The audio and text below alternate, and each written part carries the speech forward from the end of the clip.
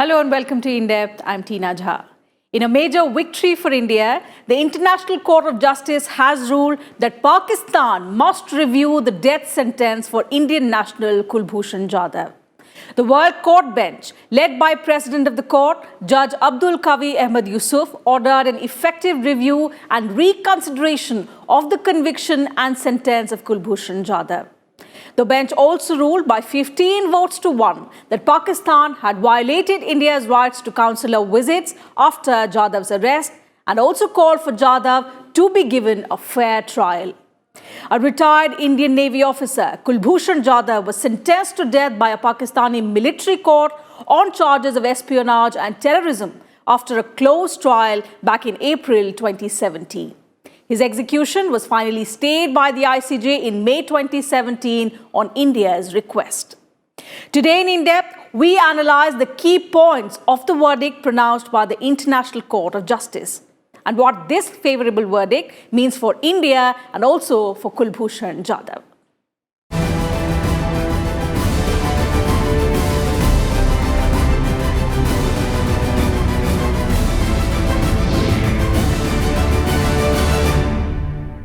The verdict in the high-profile case came nearly 5 months after a 15-member bench of the ICJ reserved its decision on 21st February this year after hearing oral submissions made both by India and Pakistan. The proceedings of the case took 2 years and 2 months to complete. On Wednesday, that's 17 July, President of the Court, Judge Abdulqawi Ahmed Yusuf, read out the verdict at a public sitting at the Peace Palace in The Hague, Netherlands. The Hague-based court ruled that Pakistan must review its order of death sentence awarded to Kulbhusan Jadhav and also provide him consular access. While pronouncing its verdict, the ICJ said, and I quote, "The court finds that Pakistan deprived India of the right to communicate with and have access to Kulbhusan Jadhav, to visit him in detention, and to arrange for his legal representation and thereby breached obligations incumbent upon it under the Vienna Convention on Consular Relations." Unquote. Defence Minister Rajnath Singh welcomed the verdict pronounced by the International Court of Justice. He called it a major diplomatic victory for the country. Counsellor access की बात कही है कि कुलभूषण जाधव को मिलना चाहिए, इसके लिए आवश्यक निर्देश दिए हैं पाकिस्तान को। तो ये हुई है, बहुत बड़ी जीत। हाँ, बहुत बड़ी जीत है, इसमें कहीं दो राय नहीं। Former External Affairs Minister Sushma Swaraj also termed it a huge victory for India. She thanked Prime Minister Narendra Modi for taking the case to the ICJ and senior advocate Harish Salve for arguing the matter very effectively and successfully. She also expressed hope that the verdict will provide the much-needed solace to the family members of Kulbhusan Jadhav. The International Court of Justice held a 4-day public hearing in the Kulbhusan Jadhav case in February this year. And during the hearing, both India and Pakistan submitted their detailed pleas and responses. India based its case on 2 broad issues: breach of Vienna Convention on Consular Access and the process of resolution. While Pakistan claimed in its submission before the World Court that its security forces arrested Jadhav from the restive Balochistan province on the 3rd of March 2016 after he reportedly entered the country from Iran. But India maintains that Jadhav was kidnapped from Iran, where he had business interests, after retiring from the Navy. In this report, we take you through the key arguments and counter-arguments made by India and Pakistan during the public hearing before the ICJ in February this year.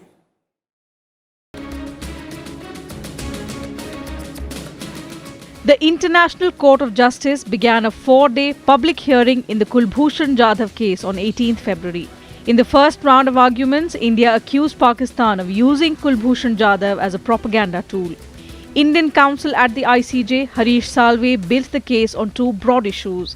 He said Pakistan breached the Vienna Convention on Consular Access and the process of resolution. He told the 15-judge court that Pakistan's story about Kulbhusan Jadhav is solely based on rhetoric, highlighting that Pakistan filed the FIR almost a month after the arrest of Jadhav. Salve attacked Jadhav's trial by a secret military court in Pakistan, which he said was opaque to the outside world. Further, Pakistan provided no credible evidence to show Jadhav's involvement in any act of terrorism.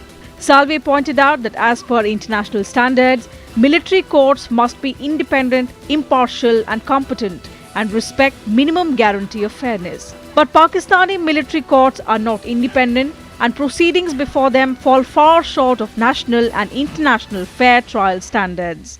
Pakistan runs unmeritorious defenses under the chapeau of abuse of process, abuse of rights, of extirpe causa. It misstates the law, it misreads commentaries, it relies on material that is not recognized as having any precedential value.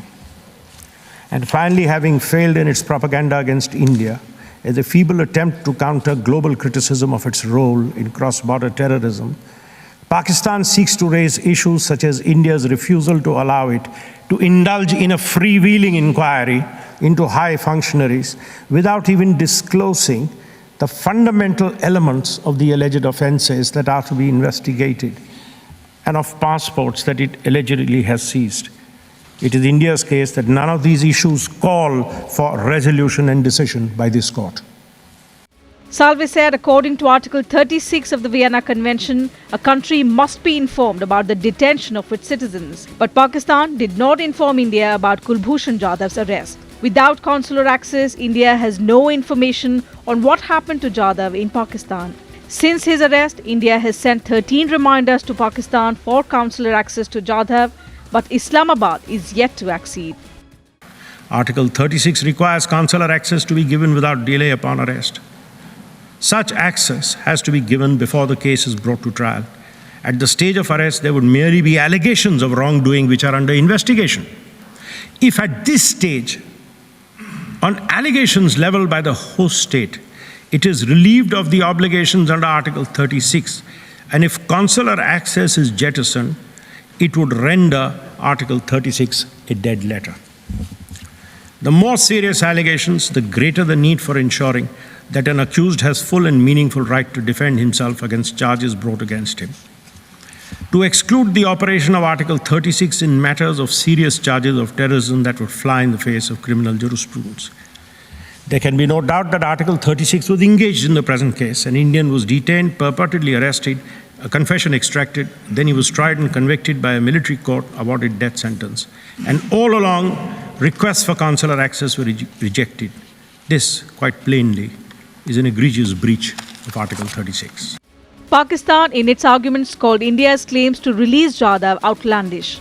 Pakistan's counsel alleged India did not answer key questions about Kulbhusan Jadhav. Pakistan's sovereignty cannot be compromised under any legal dispensation. All courts are working under due legal process, having proper jurisdiction as provided by law. In contrast, without due process, the action of our neighbor, India, chooses to destabilize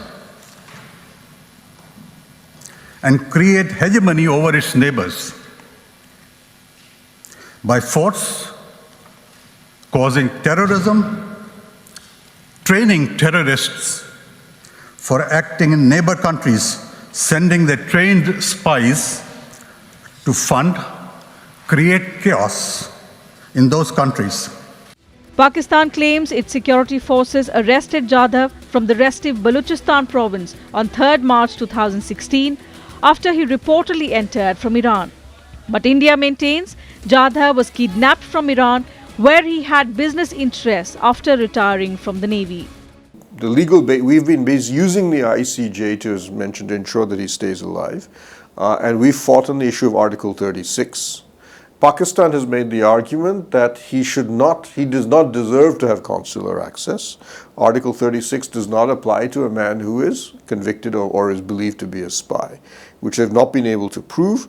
And even there, it's questionable whether a spy should be denied consular access in any case. So I think on all these grounds, we've more or less laid that out. And in each case, the Pakistanis have so far lost or had their motions denied by the ICJ, by the International Court of Justice. So our expectation is that this will continue. And then the real game will be now, what do we do after we win the consular battle? And then how do we slowly get Jadhav back to India? The most important development in the ICJ was that they basically told Pakistan not to move ahead with sentencing Mr. Jadhav until they have resolved this issue. And I think there both sides made their cases. Both sides came out with their own sets of arguments as to why their case is stronger. Kulbhusan Jadhav was sentenced to death by a Pakistani military court for espionage and terrorism in April 2017. In May, India moved the ICJ against a farcical trial by the Military Court of Pakistan. On 18th May 2017, a 10-member bench of the ICJ, set up after the Second World War to resolve international disputes, restrained Pakistan from executing Kulbhusan Jadhav till adjudication of the case. Bureau Report, Rajya Sabha TV. India as well as Pakistan have for more than 2 years stood their ground with regard to the Kulbhusan Jadhav case in the International Court of Justice. Here's an in-depth look into the ongoing Jadhav case from the day he got arrested until today. On 3rd March 2016, former Indian naval officer Kulbhusan Jadhav was arrested reportedly from Balochistan after he entered from Iran. Few days later, Pakistan released a video of Jadhav purportedly confessing of being an Indian spy. According to the Pakistani law, Jadhav was found guilty of espionage under Section 59 of Pakistan Army Act 1952 and Section 3 of Official Secrets Act of 1923. On March 26, 2016, the Indian government claimed there was no proof that Jadhav, who owns a cargo business in Iran, was arrested in Balochistan. Then, on March 29th same year, India sought of consular access to Jadhav from Pakistan. Over the next 1 year, India made 16 such requests that were denied by Pakistan. Basically, again, it is really been in 2018 that it had come to the fore. And what India's contention is that Kulbhusan Jadhav was arrested not in Pakistan but actually from Iran, from Chabahar, where he was conducting legal business in shipping business, and he's been engaged in that for many years. And that he was a naval officer, but he retired many years ago and he had entered into business. Next year, on April 10, 2017, a Pakistani army court sentenced Kulbhusan Jadhav to death for his involvement in espionage and sabotage of activities against Pakistan. India warned Islamabad that it is a case of premeditated murder. External Affairs Minister Sushma Swaraj asserted in both the Houses of Parliament that India will go out of way to ensure justice to Jadhav, who is an innocent kidnapped Indian. India also demanded from Pakistan a certified copy of the charge sheet as well as the judgment in the death sentence of Kulbhusan Jadhav and sought again for consular access to him. India officially seeks from Pakistan details of the trial proceedings against Kulbhusan Jadhav as well as the appeal process in the case. External Affairs Minister Sushma Swaraj then wrote to the then Pakistan Foreign Affairs Advisor Sartaj Aziz requesting visa for Jadhav's family. After failed attempts, India approached the International Court of Justice at Hague against Pakistan military court's decision. On May 9, 2017, ICJ stayed Jadhav's execution. Both India and Pakistan remained at the crossroads as New Delhi demanded the immediate suspension of Jadhav's death sentence, while Islamabad accused India of using world body as a stage for political theatre through a misconceived plea. However, a 10-member bench of the ICJ on May 18, 2017 restrained Pakistan from executing Jadhav till adjudication of the case. Pakistan, however, said that the ruling by the ICJ did not change the status of the case, even as the opposition party leaders attacked the government's handling of the matter at The Hague. So as you know, he was a former retired Navy officer who began working and so as far as India is concerned, India's position is that he never lived and worked in Pakistan at all. He was in fact in Iran. He was working in Iran. He was a retired Navy officer. Some say that he was working for the Indian government, but even if he was doing so in Iran, not in Pakistan, and he was doing so with the knowledge of the Iranian government. Pakistan hired a group of mercenaries from Balochistan, Pakistani Balochistan, who crossed the border, kidnapped Jadhav and brought him back into Pakistan, and then claimed that he was in fact working inside as a spy inside Pakistan.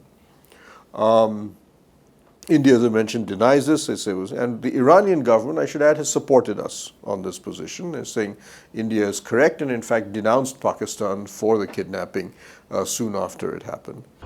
10 days after the ICJ's order, Pakistan claimed to have fresh evidence against Indian national Kulbhusan Jadhav. On June 22, 2017, the Pakistani military announced that Kulbhusan Jadhav had filed a mercy petition with Army Chief General Qamar Javed Bajwa. Jadhav filed the mercy plea with a confessional statement that he was involved in subversive activities in Balochistan.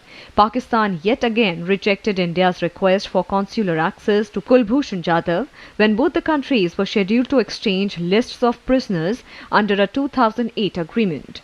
On July 13, 2017, Pakistan said it was studying a visa application of the mother of Kulbhusan Jadhav to meet him. India had requested Pakistan to allow Avantika Jadhav to meet her son.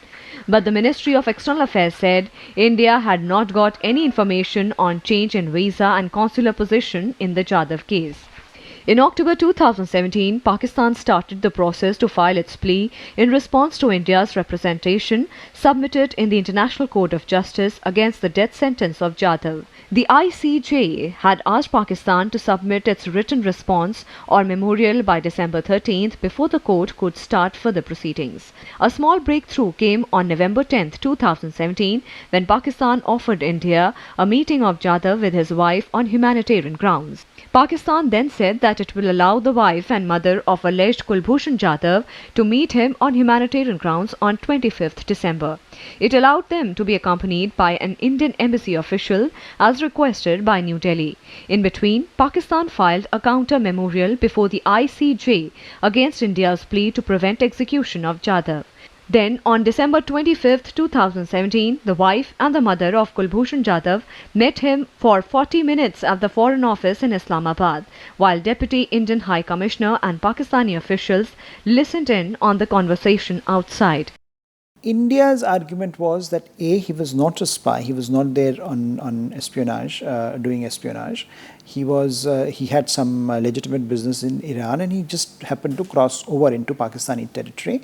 The other aspect that India highlighted was that whatever the case may be, in that he should have been treated according to the Vienna Convention. He should have been given consular access. He should have been the judicial process, a regular judicial process, which is acceptable in civilized countries, should have been pursued. And instead, India had to make a very strong representation, even to get him some sort of an access, even to get, for example, his wife and mother go to Pakistan and meet him. And even then, when they met him, the Pakistani authorities made it very difficult for them to meet him, and they were treated very badly. And it was clear that he was, from the accounts that they have told the Indian authorities, that he was being treated very badly, that he was basically tutored to answer questions, and he had not been given any access. In fact, Indian consulate has been demanding access and no consular access was given to Mr. Jadhav. So clearly India has made its case that the way the matter has been pursued contravenes basic human rights, contravenes basic international law. The International Court of Justice fixed April 17th and July 17th, 2018 as deadlines for India and Pakistan respectively for filing of the written pleadings in the Kulbhusan Jadhav case. April 17, 2018, India filed its second round of pleadings to the ICJ at The Hague. July 17, 2018, Pakistan submitted a 400-page reply in the International Court of Justice as a rejoinder to the India's last reply on April 17.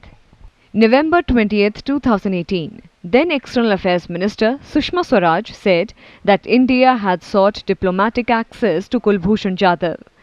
February 18, 2019, a 4-day-long public hearing was held in Kulbhusan Jadhav case at the International Court of Justice. Harish Salve represented India and Kulbhusan Jadhav at the hearing.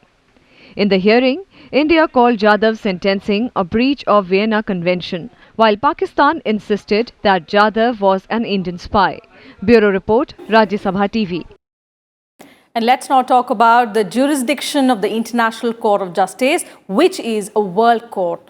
Member states of the United Nations are automatic parties to the statute. Subject to certain conditions, states who are not party to the UN Charter may also become parties to the statute. Here's a detailed report talking about the jurisdiction of the International Court of Justice.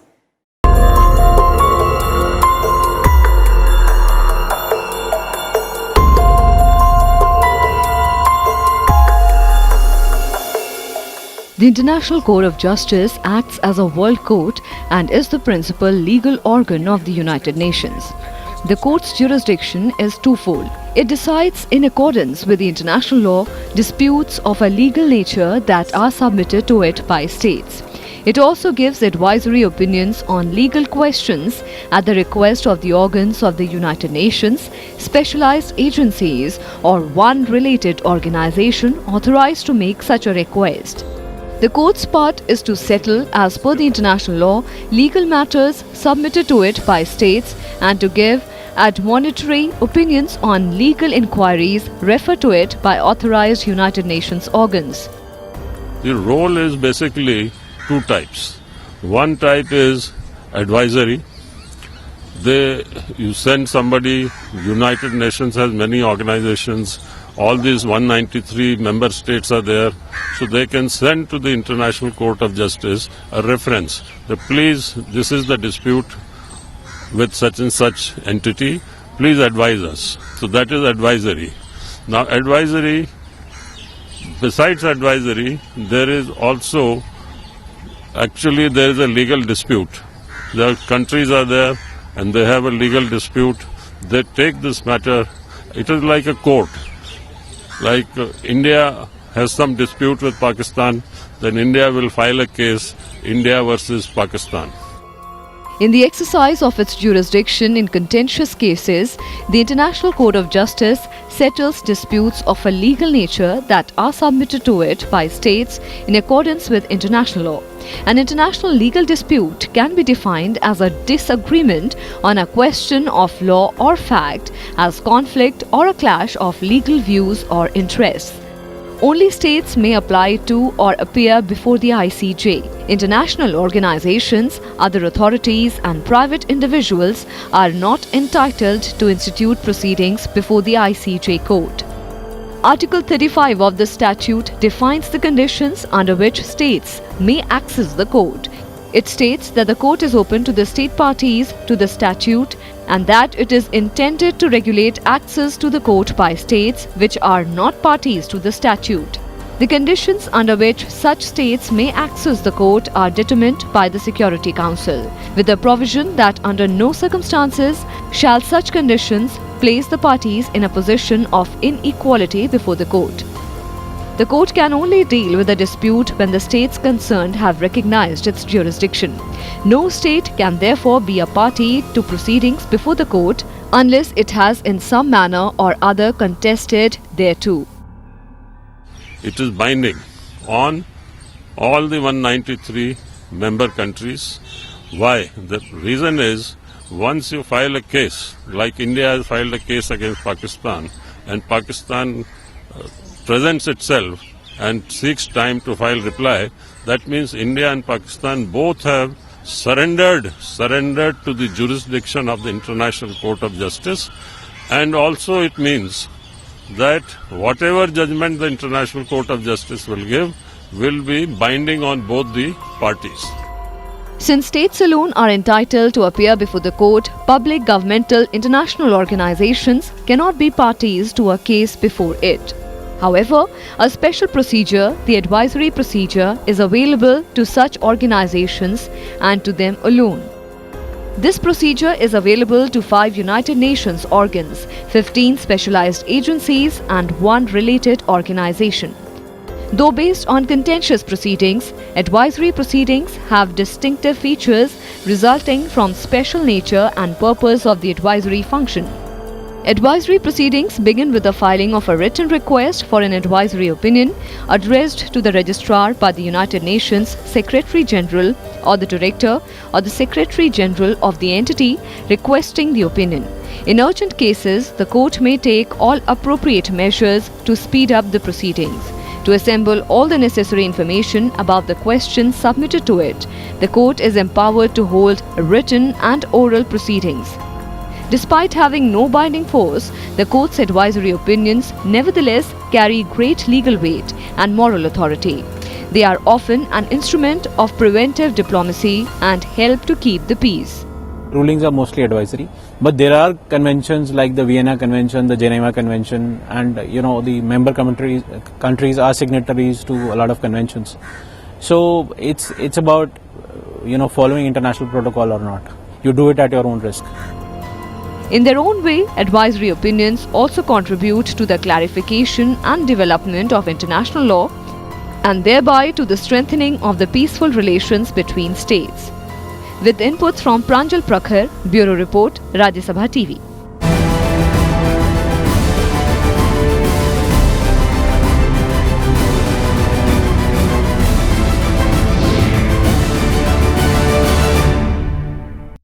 And that's all we have for you in today's edition of In Depth. We'll be back same time tomorrow with an analysis on a different subject. You can also watch our program online on YouTube and Twitter on the link given below on your screens. You can also send your feedback and suggestions about our program. Take care and see you again tomorrow.